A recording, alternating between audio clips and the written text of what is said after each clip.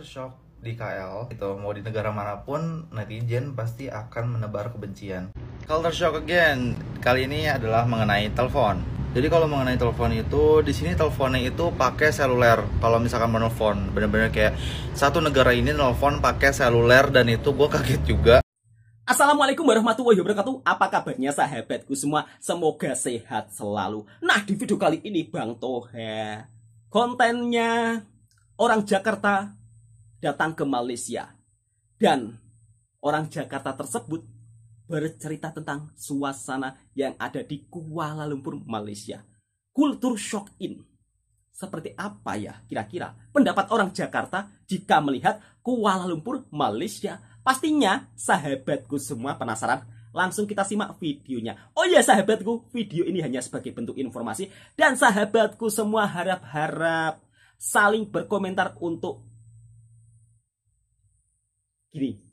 Saling berkomentar untuk menyambung tali persaudaraan.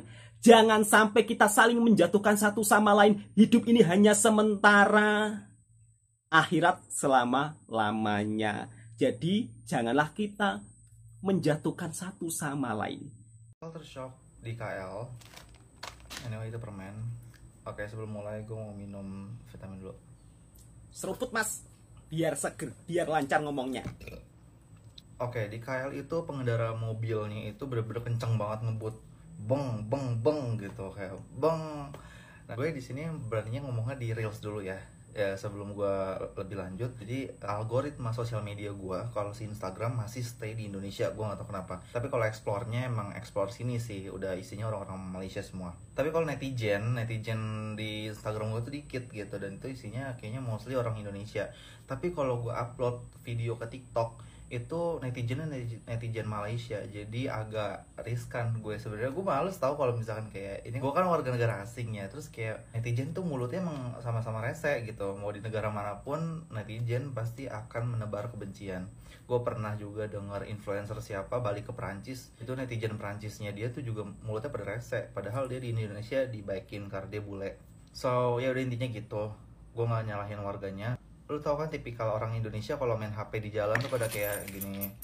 Betul, sampai lupa. Jangan pernah lu main HP di jalan karena lu kayak bakal mati. Karena emang ini bakal kenceng banget mobilnya, kayak teng teng teng gitu. Jadi gini, menurut gue sih kalau secara psikis itu tuh karena ini kotanya sepi dan emang nyaman, tertib dan adem anyem aja gitu, nggak yang kayak kota crowded Jakarta parah mampus, macet 24 jam ibaratnya. Di sini tuh karena sepi jadi kayak ya udah wang standar kecepatan mereka tuh emang kenceng banget kayak gitu, standarnya mereka gitu. Bahkan tadi gue tuh kayak di tempat kayak ruko-ruko gitu doang aja tuh kayak wong gitu. Orang mau nyebrang ke ruko aja tuh takut.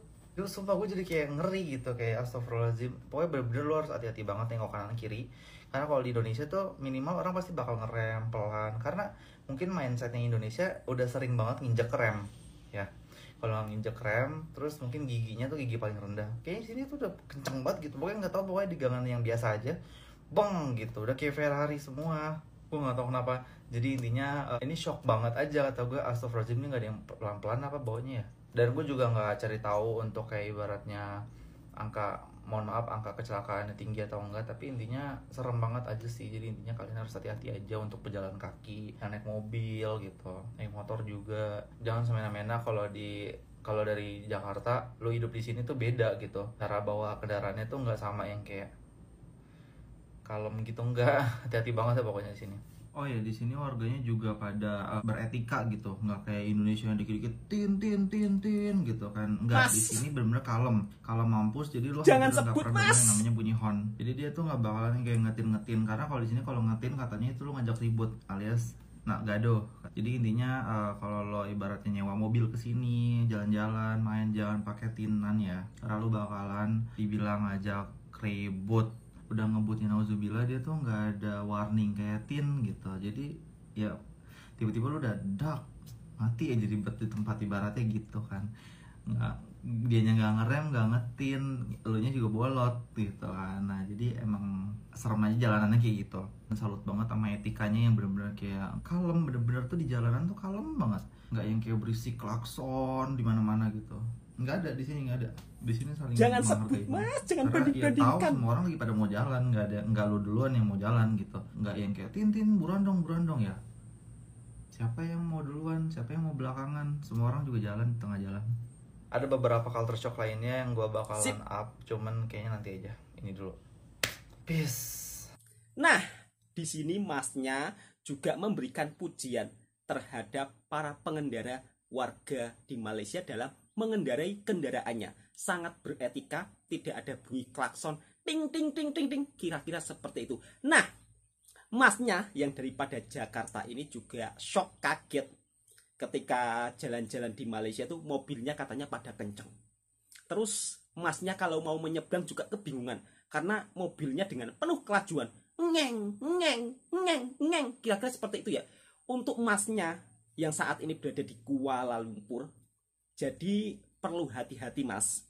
Jadi kita jangan sampai terbiasa jalan-jalan di tepi jalan raya sambil bermain HP. Kalau di tempat kita kan banyak Mas ya, banyak yang sering jalan kaki di tepi jalan raya terus main handphone. Sebenarnya ini sangat amat membahayakan ya. Jadi buat para sahabatku dimanapun berada, tidak kisah ada di Malaysia maupun di Indonesia, jadi kalau berada di tepi jalan raya hendaknya hindari main handphone. Kita langsung lanjut kultur shock berikutnya. Kalau TikTok bener-bener gue udah nge-shoot panjang lebar tapi nggak ke save. Oke, culture shock yang nggak tahu keberapa, ini gue udah lupa. Di sini tuh ada yang namanya hukum syariah, yang mana nama orang-orang di sini yang Malaynya itu Betul, Mas. ada bin sama binti. Misalkan namanya Hafiz bin Abdul gitu, Nuriyah binti Syafiq misalkan gitu. Jadi itu ada bin sama binti, itu udah wajib pasti ada katanya di situ. Database kantor pun di tabel itu namanya juga ada bin ada binti gitu. Dan itu memang katanya wajib untuk semua Malay di sini. Dan katanya di sini itu adalah Malay, isinya Islam udah pasti, yang mukanya Melayu kayak gini nih Malay itu udah pasti Islam katanya gitu. Gua agak bingung di sini, udah pasti Islam, udah pasti gitu.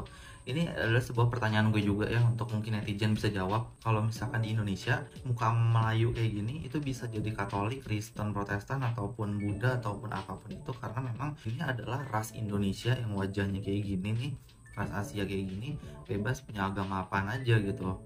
Dan ibaratnya banyak banget juga orang Indonesia yang pindah-pindah agama gitu, yang dari Islam ke Kristen, Kristen ke Islam, Buddha segala macem gitu. Memang mungkin kalau dari segi agama itu dosa besar banget yang tadi ampuni bla bla bla.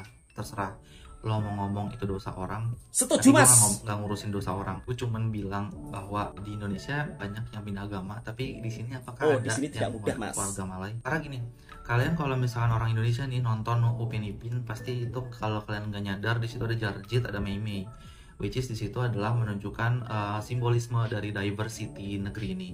Jadi ada berbagai ras diterima welcome di sini. Dan tolong banget, ini orang Indonesia ya, teman-teman gue di Jakarta gitu ya, di mana kayak Indonesia tuh pada mikirnya lu tuh cuma nonton Upin Ipin gitu, lu cuma bilang kayak halah bahasanya sama, halah rasnya juga sama, padahal di sini banyak banget ras gitu, banyak banget bahasa juga.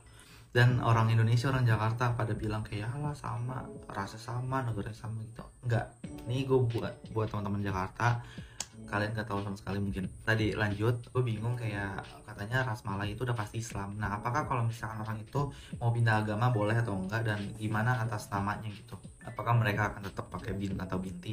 Apakah memang ada ras Malay yang pindah agama seperti orang-orang Indonesia? Karena itu bener-bener namanya orang tua itu nyatu sama nama kita, ibaratnya gitu. Nah, di Indonesia pun juga ada banyak banget orang yang menelantarkan anak alias ngebuang anak, dan ada orang yang mengut anak, dan itu udah banyak banget terjadi.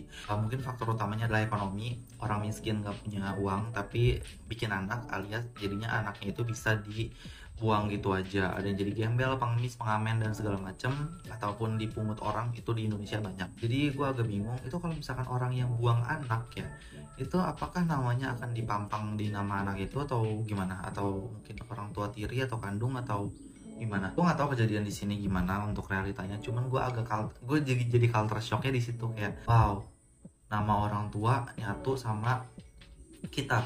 Kalau misalnya kita benci orang tua kita, dalam hati benci ya karena lo udah buang gue sejak gue bayi. gue nggak mau ada nama lu di nama gue, itu gimana? Gue nggak paham sih. Jadi gue bener-bener kayak culture shock aja di sini, kayak semua nama orang di sini ada bini ya, misalkan kayak tadi Nuriyah binti Saleh gitu misalkan, terus misalkan tadi Arif bin Abdul misalkan gitu. Jadi ini semuanya ada nama ayahnya gitu. Again di sini gue nggak ngomongin agama A, agama C, agama B, tapi yang jelas kalau misalkan di Indonesia itu wajah Melayu seperti ini agamanya bisa apapun. Tapi kalau di sini katanya yang wajah Malay itu udah pasti Islam. Gue agak bingung aja sih, kayak how come kalau dia nggak yakin sama Islam berarti gitu. Tapi ya udah, it's not even my business. Gue cuma agak culture shock aja. See you on my next culture shock. Nah, jadi yang saya tahu Mas, selama saya berada di Malaysia, di sini kalau mau pindah agama, kata teman saya, itu perlu disiasat terlebih dahulu, dipertanyakan terlebih dahulu oleh pejabat di sini ya, pejabat keagamaan di sini. Ditanya alasannya kenapa kok bisa sampai pindah agama. Setahu saya hanya sedikit saja. Mungkin buat sahabatku yang daripada Malaysia, silakan tulis di kolom komentar yang lebih tahu ya. Karena saya juga kurang tahu akan informasi ini. Nah, untuk masalah bayi terbuang di sini itu jarang kasus seperti itu ya Mas. Kalaupun ada ya mungkin diambil pihak yang berwajib ya. Dan itu pun nanti juga akan dibagi rawatan yang terbaik. Kira-kira seperti itu yang saya tahu. Jadi untuk nanti besarnya dikasih nama apa, saya juga kurang tahu ya. Jadi buat sahabatku daripada Malaysia, silakan tolong dibantu tulis di kolom komentar kalau mungkin ada case bayi dibuang terus kemudian ditemukan oleh seseorang. Kalau menurut pandangan saya itu mungkin dibagi nama tergantung yang merawatnya ya. Itu kalau menurut pandangan saya. Jadi sahabatku daripada Malaysia yang lebih tahu silakan tulis di kolom komentar. Kita langsung lanjut kultur shock berikutnya. Culture shock again. Kali ini adalah mengenai telepon. Jadi kalau mengenai telepon itu, di sini teleponnya itu pakai seluler. Kalau misalkan menelpon, bener-bener kayak satu negara ini nelpon pakai seluler, dan itu gue kaget juga. Mas gue kalau misalkan di negara gue itu Indonesia nelpon berbayar. Kecuali lo pakai paketan yang free telepon, itu juga free telepon paling sesama deh. Kalau operator lain juga paling berapa menit doang gitu. But in this country, you can call freely to everyone in this country, free, 100%, unconditionally. Itu gue juga kaget. Jadi untuk historical HP lo, dari history panggilan, in call, out call, itu isinya seluler semua, nggak ada WhatsApp. Kalau di negara gue semua pakai WhatsApp. Jadi kalau WhatsApp lagi bapuk, jelek, lagi connecting terus, ya udah mampus, lu susah komunikasi.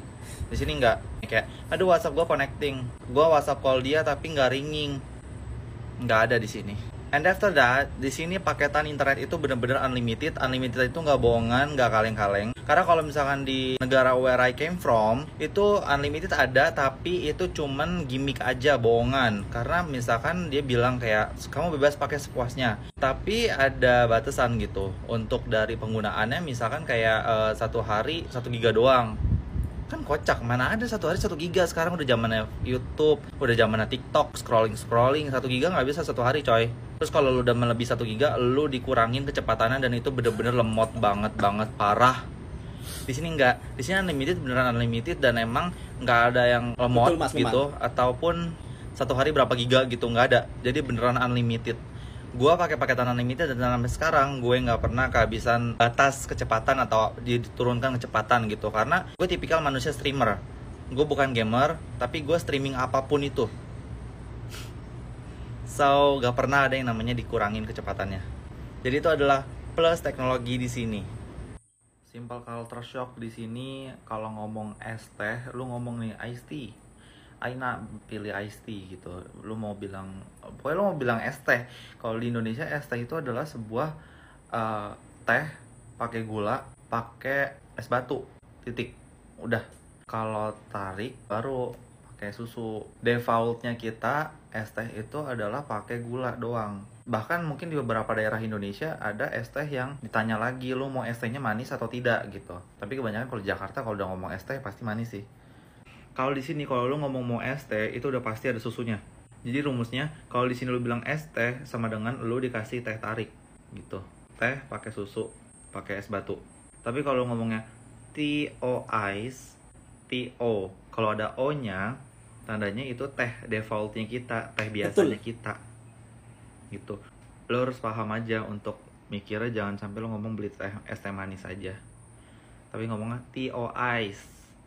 Atau kalau lo bilang ice tea aja, lo bakalan dilayani dengan teh tarik.